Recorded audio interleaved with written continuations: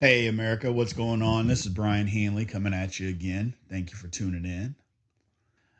Fan is short for fanatic, as we all know, or we all at least should know.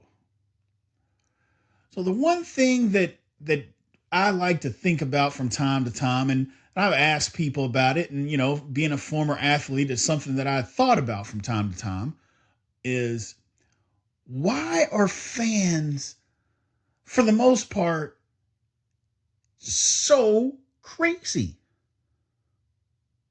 Well, part of that has to do with their unrealistic expectations of who they root for.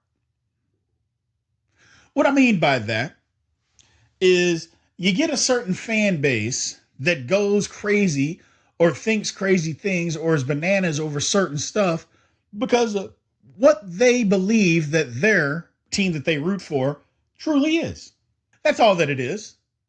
The unrealistic expectations of what they believe that their ball club is. So that's what I want to talk about today. The unrealistic fan bases in America. Let's talk ball. Broken up by Tatum. Tipped off. Rachel Harris has it. Here's short. Yes. Secretariat has opened a 22-lane lead. Fly ball deep left field. Yes, there she goes. Touchdown. He did what? Yes. LeBron James. It is a grand salami. Bo Jackson unloads on this one. Touchdown. No.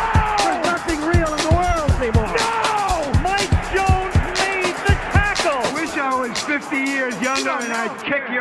Ortiz in the deep right field. Down goes Frazier. He is Mr. November. Touchdown Titans. There are no flags. Curry for the lead.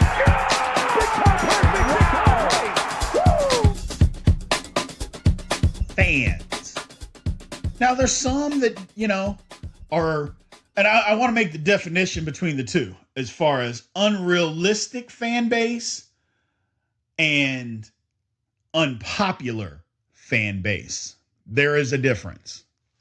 For instance, the unpopular fan base would be the Yankees, the Patriots, teams of that, Alabama, college football. Those are the unpopular because while people don't like them, they win. My two personal that I can't stand the most, the University of Kentucky and Kansas University. Can't stand either one of them. But they're not unrealistic because they win, which it pains me to say. It pains me to say it. But they win. So that is not being unrealistic when you win. The true definition of unrealistic fan base, which is going to hurt a lot of feelings where I'm from, but you know me, I don't really give a damn. And let's just start this off with Indiana University. Basketball and football, they suck, and everybody knows it. But unrealistic fan base. Here's the reason why. Indiana was good forever. They were. Even before Bob Knight was there, they had won national championships. Legit ones. Not the one from the Bloomington Herald that they just gave them. These were legit national championships that they had won. So Indiana was always good. Always. Things took a turn once Bob Knight got kicked out. I'm not going to go into why. We all know why. You come up with your own reason why. Whatever. That's not the point here today. The point is that that's when things change. They actually started change before he left because they stopped winning. So they stopped winning and were getting beat by teams that Indiana would never get beat by before. Would just never get beat by. And they started losing. So things changed. They got worse. They got Knight out. They had that one fluke run in 2002 to go to the national championship game, and it was a fluke, and we all know it. Since then, they have been horrible. Now, you can sprinkle in a couple of Big Ten titles, a couple of years when they had the number 1 or 2 pick and number 4 pick, and they were supposed to be really good, but they fizzled out in the tournament. And we all know the tournament is what counts. That is what counts in college basketball. I'm not saying conferences don't. I'm not saying regular seasons don't. So I don't want to hear all that kind of nonsense. What I'm saying is people want to win the NCAA tournament. And Indiana has sucked in it for 20 years. So they have been horrendous. Yet, to hear an IU fan tell it, it's 1987 and we should win every single game.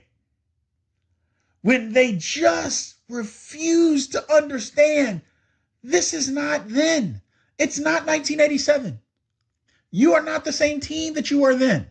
Indiana is not the same program that it was then. And I have dear friends that I know and love, and I try to tell them, I'm like, hey man, just accept that you are not that. That's the first step to recovery. If you can accept it, things can change and be different. But you won't accept it. You literally will not accept it. And so when things don't go your way, oh, this is terrible, they're horrible. Well, they just didn't start, my man. I mean, IU has sucked for a while. I mean, they've been bad. They have been bad. And yet you won't admit it. I'm a University of Louisville fan, okay?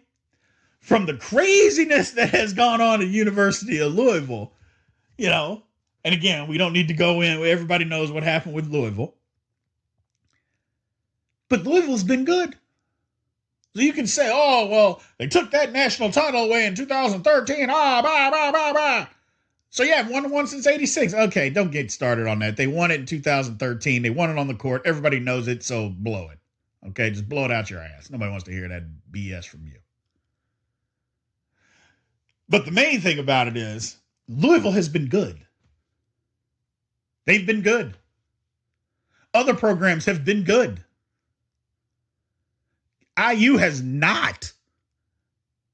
And they won't accept it. For instance, like a Purdue, IU's arch enemy. You don't hear Purdue fans running around talking about how good they are. Because they haven't been. I mean, you know, just understand what's going on with your program. And I mean, these people sound like they are crazy. Just talking about how good they are and this and that. I'm like, you're not good. You're not good at all. And you haven't been. Stop talking like it's 1987. Give me a break. But they won't do it. And that, my friends, is what I'm talking about. Unrealistic fan bases. That's what I mean. Next, Texas A&M University. If you would just understand you're not Texas, I think everything would be okay. Literally, if you just understand that you are not Texas, everything would be okay. You can spin like you're Texas. You can talk like you're Texas. You are from Texas, but you are not the University of Texas. It's just a fact. It is literally just a fact. There's nothing, good or bad or indifferent. You're just not the University of Texas. When you come to realize that, that would be the first step. There's nothing wrong with being Texas A&M. There's nothing wrong with that. Understanding who you are. You left a conference because you thought you were Texas. And I'm not talking about, maybe you get a few extra dollars here or there. It's not like Texas A&M was broke. It's Texas A&M for crying out loud. And 50,000 kids go there. They got alumni. I mean, come on now. It's right by Houston. And yet, you just won't. I mean, you're in Texas's shadow. You're not coming out of it.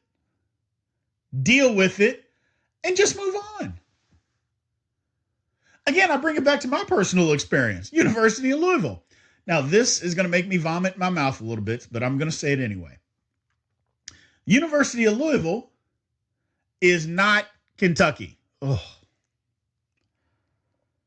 my God.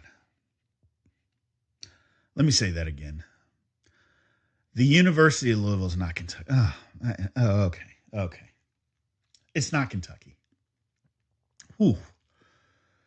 And I understand that. We don't run around thinking that we're Kentucky. We understand. And the perfect example, there are basically two cities in Kentucky, Louisville and Lexington.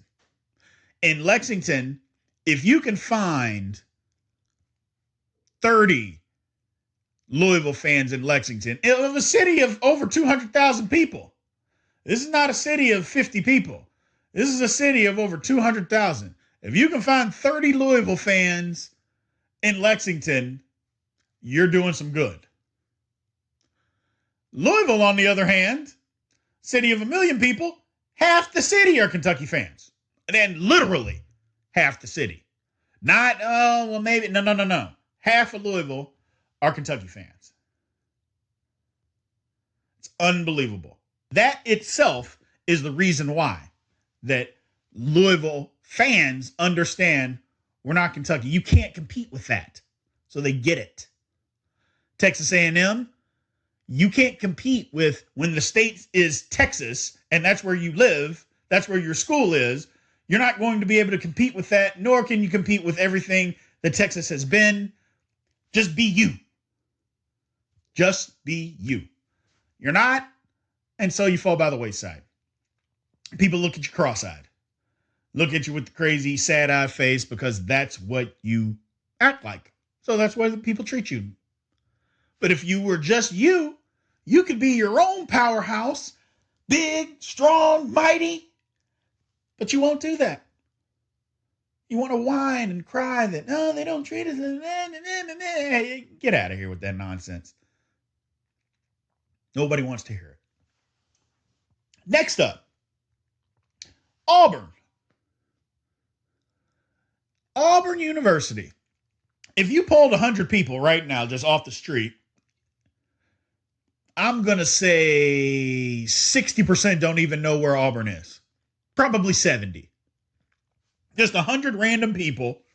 If you just walked up to them, hey, where's the University of Auburn? 70% couldn't answer that question. It's Georgia.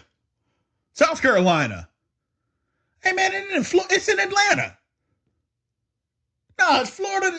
No, man, it's Atlanta.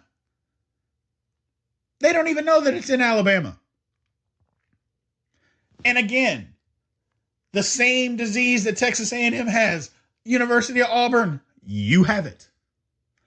You're not Alabama. You're never going to be Alabama. Just be you. I mean, they won a national title with Cam Newton. It had been since the 50s since you won a national title. The 50s since you won a national title. You win one with the coach. And I'm not saying Gene Chizik is God's gift to coaching, because he is not. But 2 years later, you fire the guy? The heck is going on?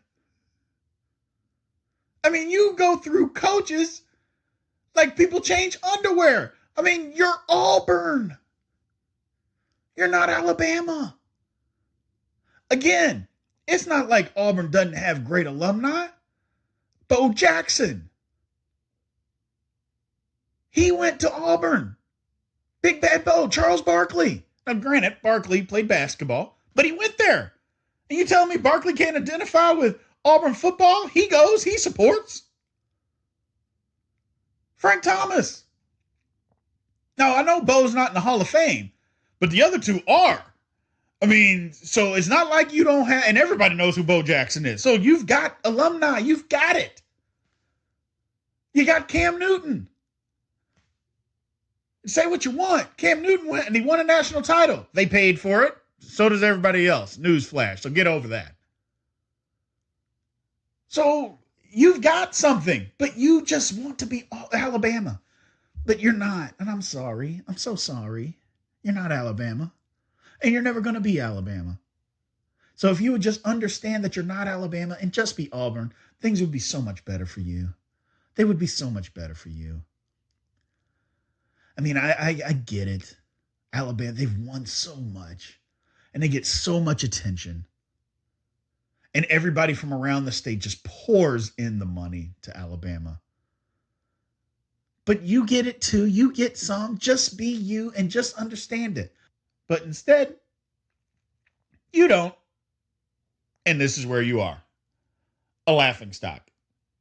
And when I say a laughingstock, I mean, you look at Auburn's football program over the years. You win some, you fire the coach, you get a new coach, then you lose, you win, you fire. I mean, it's just a churning cycle. I mean, I could say the same thing about Tennessee football. I mean, Tennessee football hadn't won in years. Woo! They won that title in 98, which Kansas State should have won. They had a better team and were cheated out of being able to play in the national championship. Everybody knows it. But I digress. Having said that, if we're going to transfer this on to Tennessee and flip it to them, I mean, half the people don't even know that Peyton Manning wasn't on the team when they won the national title in 98. It wasn't him. And they haven't won. Tennessee gets rid of the all-time winningest coach, Phil Fulmer. They didn't like him. So, he's not winning enough. He's not recruiting well enough. They haven't been the same since. And when you talk about a program that has been pathetic, Tennessee football has been pathetic. Woo! I mean, they haven't been to bowls. They can't win 6 games. I mean, they have been horrible. I mean, it's the same thing. Think about another one. Nebraska.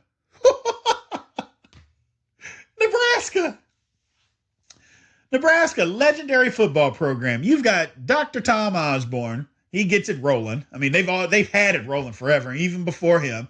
He gets it rolling. His top assistant, they hand it off to him.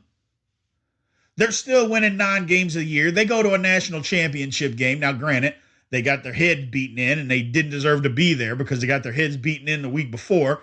I get all of that, but they were there. And this is back when teams were playing 11 games a year. The man was winning 9 games a year. Oh, they weren't recruiting. What do you mean they weren't recruiting? They were winning 9 games a year. 9 games a year. What else you want them to do? I get it. He's not Tom Osborne. I understand that. So what did Nebraska do? 9 games, not good enough. Fired the coach. And they are still recovering 20 years later. Still trying to recover. I mean, literally still trying. I mean, they coach after coach after coach. Can't figure it out. Cannot get it going. Again, left a conference. You know, they thought they were bigger than what they were. Left a conference. And they're even in the weak part of the Big Ten. Can't figure it out. Terrible. Just terrible. I mean, 9 a year. Think about that for a second, people. You win 9 games a year and that's not good enough? You get fired? And then they try to come up with some BS about, he's not recruiting. Well, he's recruiting well enough to win 9 games a year. The man had a Heisman winner. But not good enough. Got to get rid of him. 20 years later, still trying to figure it out. Those are the kinds of things that I'm talking about. Unrealistic fan bases.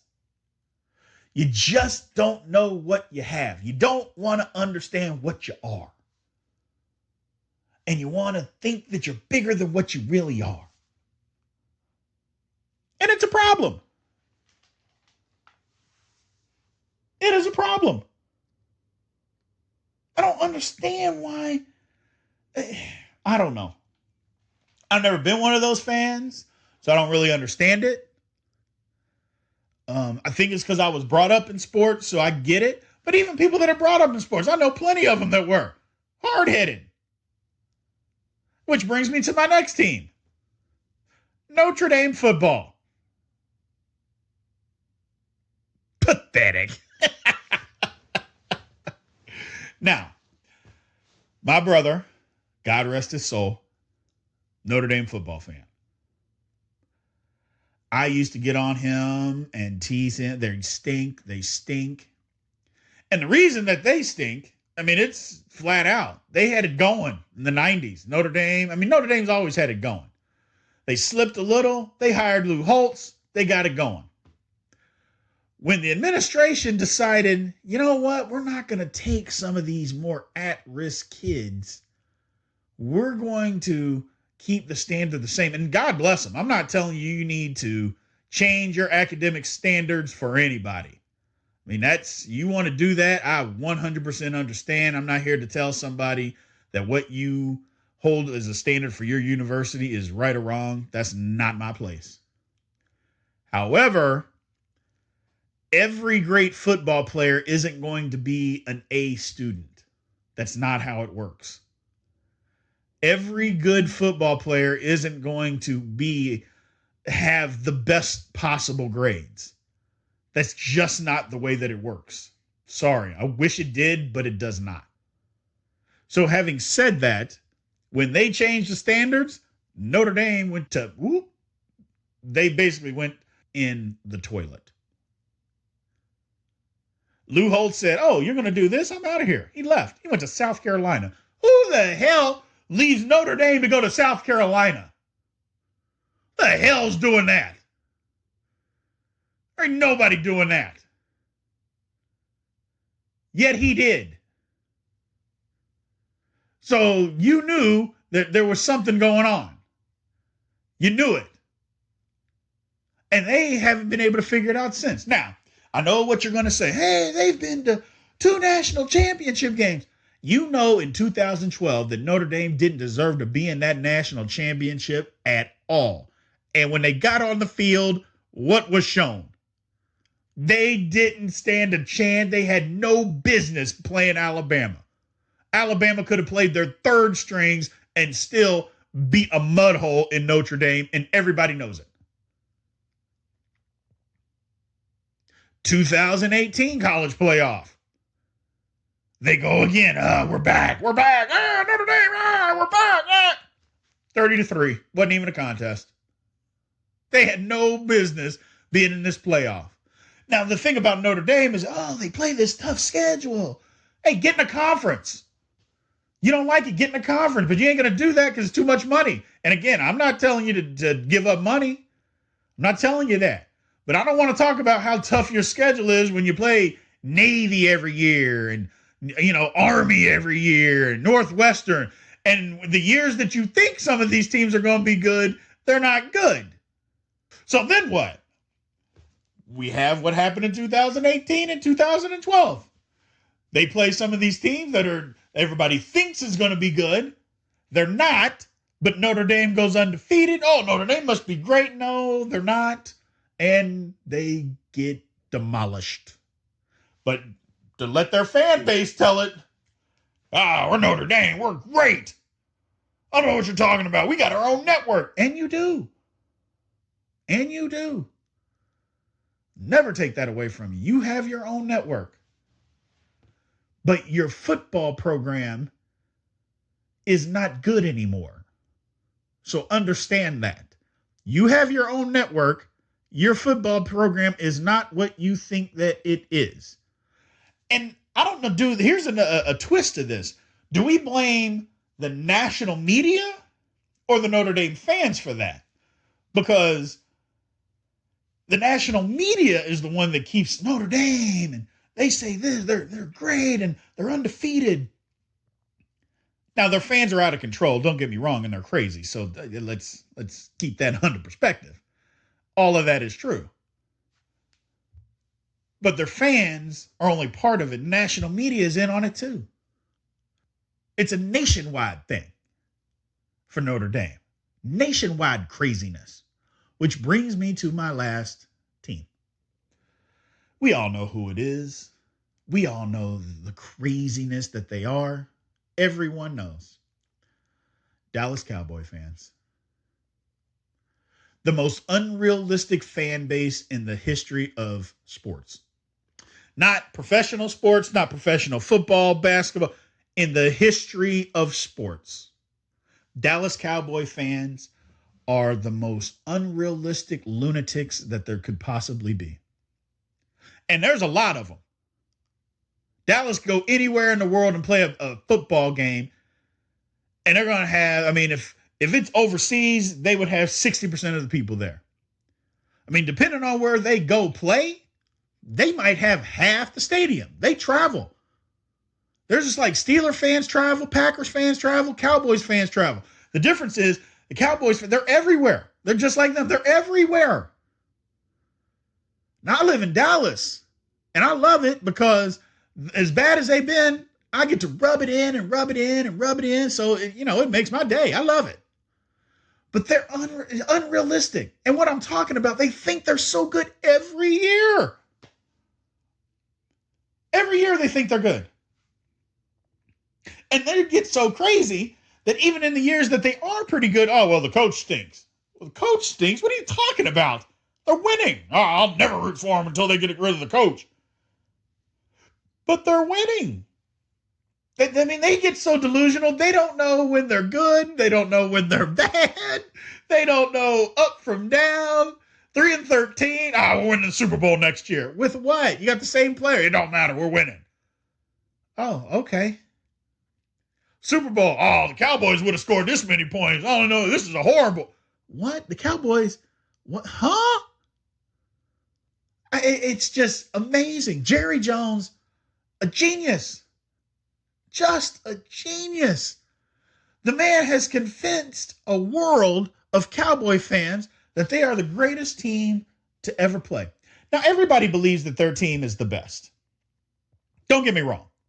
Everybody believes their team is the best. The difference is Cowboy fans, they could be the worst, and they will still tell you that they're the best. Other people understand, hey, you know what? We sucked. Yeah, we're 4-12. We're terrible. We got to get better. Cowboy fan 4-12. Oh, man, the refs in this game, we could have won this one.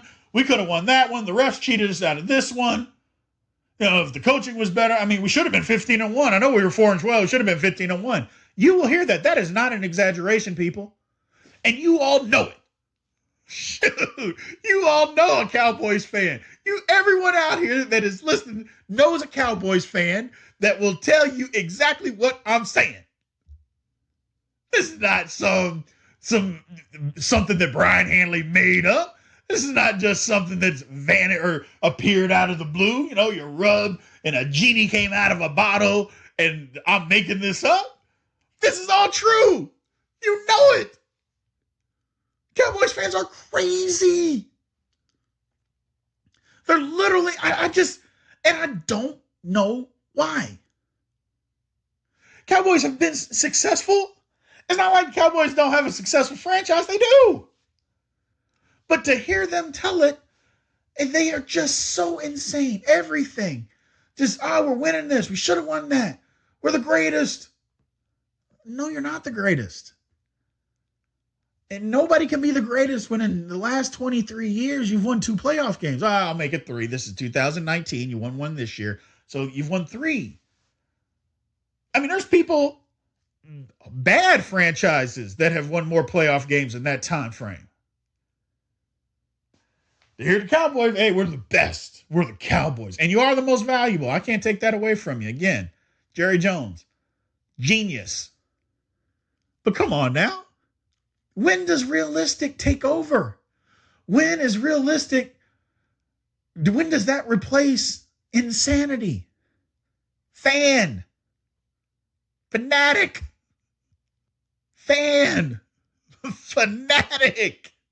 When does that, when does sanity just take over?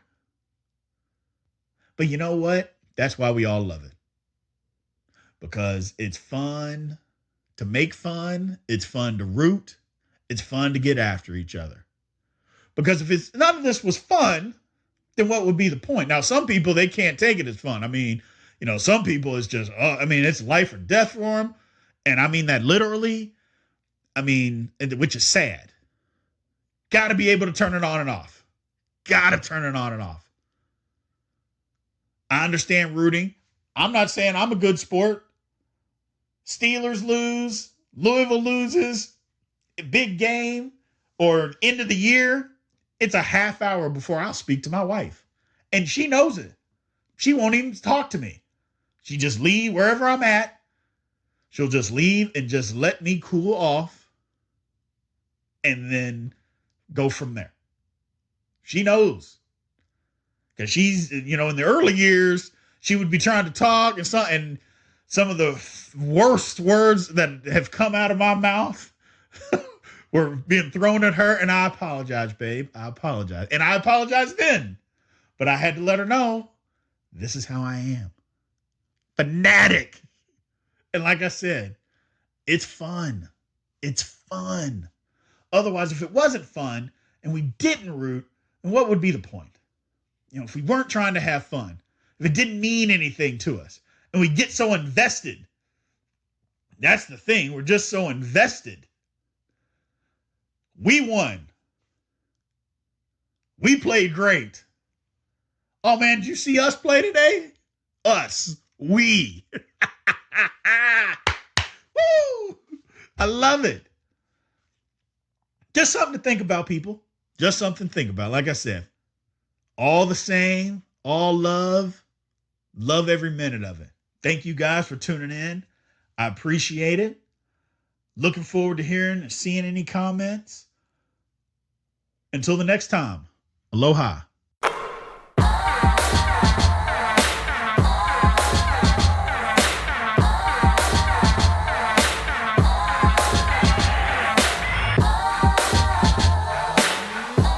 Words of my brother Robert. Aloha. Let's Talk Ball is produced by myself, Brian Hanley, and Darren Howard at Mach 1 Productions. Editing, music, intro, graphic design, cover art are also done by our Director of Operations, Darren Howard at Mach 1 Productions. Research, fact-checking by myself, Brian Hanley. The Let's Talk Ball podcast is brought to you by the LTB Network.